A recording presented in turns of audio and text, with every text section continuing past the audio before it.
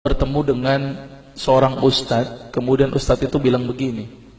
Ini latar belakang saya kenapa saya belajar pengobatan Nabi.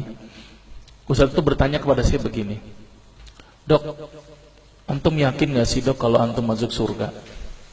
Kira-kira kalau ditanya seperti itu, Bapak jawabnya gimana Pak? Yakin gak sih Pak masuk surga? Insya Allah pasti ya. Saya jawabnya pada waktu itu apa? Yakin Ustaz, saya masuk surga karena Allah menurut prasangka hambanya. Tapi Ustaz itu bilangnya lain. Kayaknya antum masuk neraka deh. Waduh, Insya Allah kok bisa bilang begini Ustaz? Dari mana antum berpatokan anak masuk neraka? Tapi Ustaz itu cukup cerdas. Dia memberikan data-datanya ke saya. Maka saya bersyukur kepada Ustaz tersebut ya. Dia ambil pada waktu itu, mohon maaf ya, saya menyebut merek, mohon maaf. Diambil obat, ya dok. Saya nyebut merek, mohon maaf ya, Lovenox. Obat apa itu? Obat yang dipakai untuk mengencerkan darah. Biasanya diberikan pada penderita penyakit jantung, stroke dan gangguan bekuan darah. Lovenox. Di situ tertuliskan kata apa? Porsin origin. Ada yang tahu porsin? Ada yang tahu? Nggak ada yang tahu. Berarti kalau dokter ngeresepin obat apa aja ditelan semuanya nih. Masya Allah. Porsin itu isinya Pak, babi Pak. Malah di boxnya tertulis kata-kata benar-benar bersumber dari babi. Saya bilang, waduh, berarti dok kalau antum resepin porsin satu pasien, antum telan itu obatnya, kira-kira ibadah orang tersebut diterima nggak sama Allah? Diterima atau tidak? Tidak akan diterima dok. Siapa yang dipersalahkan nanti? Antum yang menuliskan resep. Satu. Diambil lagi obat yang kedua. Saya cerita latar belakang dulu ya sebelum saya terapi senyum. Diambil obat yang kedua. Pada waktu itu diambil apa? Atrapid. Apa itu? Insulin. Tulisannya apa? Human insulin. Jadi diambil dari manusia yang telah meninggal. Diambil pankreasnya, insulinnya, yang menderita penyakit kanker pankreas, dibuatlah obat. Berarti dokter sudah menyuntikkan manusia ke dalam manusia.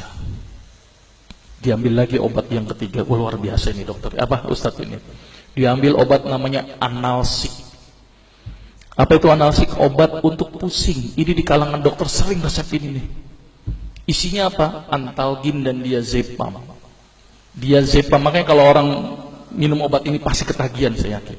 Kalau minum obat warung nggak ngefek ini. Karena kenapa? Karena mengandung diazepam. Diazepam itu apa? Narkoba Pak. Bikin kita teler.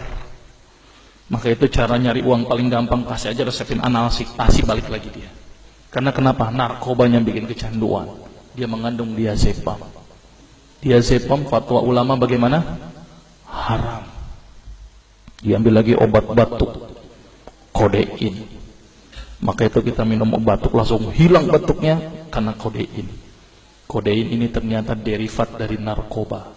Berarti dokter sudah ngeresepin narkoba. Diambil semua obat sirup di depan saya, lihat dok, lihat semuanya. Ada nggak yang tidak mengandung alkohol? Semuanya mengandung alkohol. Sampai saya pikir, Masya Allah, berapa ribu pasien yang telah saya resepkan obat-obatan haram tersebut. Ini yang menjadi kegelisahan saya Pak. Maka itu saya beda haluan, kemudian belajar hadis, walaupun gak lulus-lulus, biarin, gak apa-apa. Terus kemudian saya melihat ada sesuatu yang salah. Kenapa? Karena agama Islam tidak dipelajari secara benar. Banyak umat Islam saat ini belajar akidah, belajar akhlak, belajar fikih. Tapi lihat, pernahkah umat Islam di sini belajar masalah kesehatan Islam? Sedikit sekali. Kajian-kajian tentang kedokteran Islam hampir tidak ada. Makanya tidak heran sekarang umat Islam yang notabene hebat menurut saya katanya, tapi ternyata banyak yang sakit karena dilupakan aspek ini. Mudah-mudahan ini menjadi awalan kita untuk mengkaji, karena kajian ini rutin Pak. Jadi saya mengisi kaji di beberapa kantor di Jakarta itu per kali pertemuan, per hadis. Dan itu berhubungan dengan masalah kesehatan semuanya. Jadi ternyata Allah ini menurunkan ibadah, memerintahkan kita untuk sholat, puasa, tahajud, semuanya ini bukan untuk kepentingan Allah Pak. Allah nggak butuh sholat kita, Allah tidak butuh puasa kita. Ternyata Allah menurunkan ibadah adalah bentuk rasa sayang Allah kepada barang ciptaannya, yaitu manusia. Seperti halnya orang menciptakan motor, mobil, maka di maintenance itu dengan adanya servis. Maka Allah juga memaintenance barang ciptaannya, yaitu manusia, dengan servis. Servis yang dilakukan adalah dengan ibadah. Jadi kalau seandainya kita tidak melakukan ibadah, sama aja tidak mau servis diri kita sendiri. Saya akan terangkan ternyata semua amalan yang dicontohkan Rasul itu bermanfaat dari sisi kesehatan. Saya akan mulai nanti dengan terapi senyum ya. Ini lewat saja. Ini saya mohon maaf nyebutin obat-obatannya, mohon maaf ya. Ini juga mengandung plasenta. Plasenta itu ari-ari ya. Jadi di luar negeri itu ari-ari dipakai obat, Pak. Kalau di Indonesia diapain, Pak? Dikubur, kadang-kadang pakai apa? Kaca, pulpen, buku, kadang-kadang pakai kurungan ayam, kreatif, tapi kreatif nggak benar. Gitu ya. Misalnya ini obat Lovenox namanya ya, jadi bersumber babi. Ini yang mengandung narkoba.